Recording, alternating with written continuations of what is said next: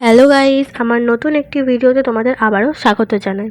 পিজিতে যেহেতু আমি ফাঁকাই বসেছিলাম, তো কি মনে হলো চলো একটু রান্না করা যাক। তো আমি ম্যাগি বানিয়েছিলাম, তোমাদের দেখালাম সেটা। আরও অনেক কিছু বানিয়েছি, কিছু ভিডিও ক্লিপও নিয়ে রেখেছি, এক এক করে সব কিছু তোমাদের সাথে শেয়ার করব। আজকে আমি যেহেতু পকোড়া বানাবো, তাই আলু, ক্যাপসিকাম আর টমেটো কেটে নিয়েছি। কাছে যা ছিল আমি তাই দিয়েছি। পেঁয়াজটা আমার কাছে ছিল না, তাই আমি দিতে পারিনি। আর চলো এগুলো সব এক এক করে কীভাবে বানাবো সব তোমাদের এবার দেখাবো। পিজি আর বাড়ি যেহেতু এক নয়, তাই এর মধ্যে আমি অনেক কিছুই দিতে পারিনি, আবার কিছু জিনিস নতুনভাবেও দিয়েছি। তোমাদেরকে সব কিছুই দেখাবো। তো প্রথমে এখানে আমি বেসন নিয়ে নিচ্ছি, আলু, টমেটো, ক্যাপসিকাম এই তিনটেই আমি নিয়ে নিলাম। কেন জানি না বেসন আমার একটু কম লাগছিল, তাই আমি বেসন আবারও একটুখানি নিয়ে নিয়েছি। এরপর হলুদ, লবণ, অবশ্যই সেটা স্বাদ মতো, লঙ্কা গুঁড়ো, আর এটা হচ্ছে মায়ের বানানো একটা স্পেশাল মশলা, আমি জানি না নাম। আর এটা হচ্ছে অল্প জিরে দিয়ে দিয়েছিলাম। আর এটা একটা হচ্ছে হিপ্পির মশলা। তো কি মনে হলো এটা দিয়ে দেখি, যদি এক্সপেরিমেন্ট একটা করবো, এটাও দিয়ে দিলাম। এরপরে সব একসাথে মেশাবো।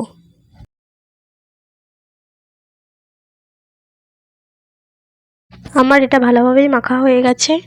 এরপরে এক এক করে ভেজে নিতে হবে।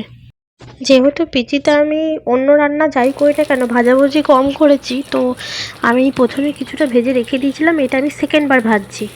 তো দেখো আমি এগুলো সব তেলের মধ্যে ছেড়ে দিয়েছি। এরপরে এক এক করে পিঠ উল্টে নেবো। আর যেটা আমি প্রথমে ভেজে রেখেছিলাম, এই যে এটা দেখো, আমি এটা প্রথমে ভেজেছিলাম, জানি কেমন একটু পোড়া পোড়া লাগছে, বাট কী করবো, এটা আমি প্রথম করছি। তো যাই হোক, সব ভাজা চলছে এগুলো। দেখো এবার এক এক করে আমি উল্টে নেবো। যা ফুটছিল প্রথমটা ভাজার সময়টা আমার একদম লাফাচ্ছিলাম আমি। তো ভাজার সময়তে আর কোনো প্রবলেম হয়নি।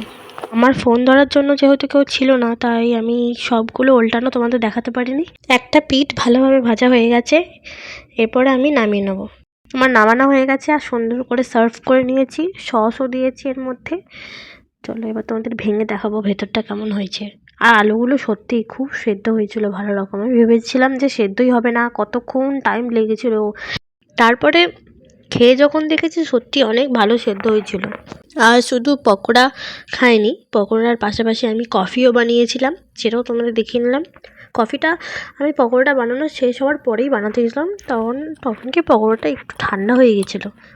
আর সবথেকে বড় কথা, আমি প্রথমত পকোড়াটা একটুখানি খেয়ে নিয়েছিলাম, একটুখানি না একটু বেশিই খেয়ে নিয়েছিলাম। খেয়ে নেওয়ার পর মনে হচ্ছে এই বাবা, আমি তো তোমাদের ভেঙে দেখাইনি পকোড়াটা কীরকম ভেতর থেকে হয়েছে।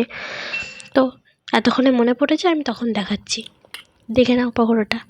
আর আমি যেহেতু পেঁয়াজ দিইনি, পেঁয়াজ ছাড়াও কিন্তু পকোড়াটা খুব ভালো লাগছিলো। 1 মাসের কাছাকাছি যেহেতু আমি বাড়ি যাইনি, তো বাড়ি যাওয়ার জন্য বেরিয়ে পড়েছিলাম, ছুটি পেয়েছিলাম তাই বেরিয়ে পড়েছিলাম বাড়ি যাওয়ার জন্য। আর বাড়িতে অনেক কিছুই হয়েছে, সেগুলোও তোমাদের আমি দেখাবো, ভিডিও করে রেখেছি, ওইগুলো আমি পরের ব্লগে দেখাবো। তো চলো আজকের মতো টাটা।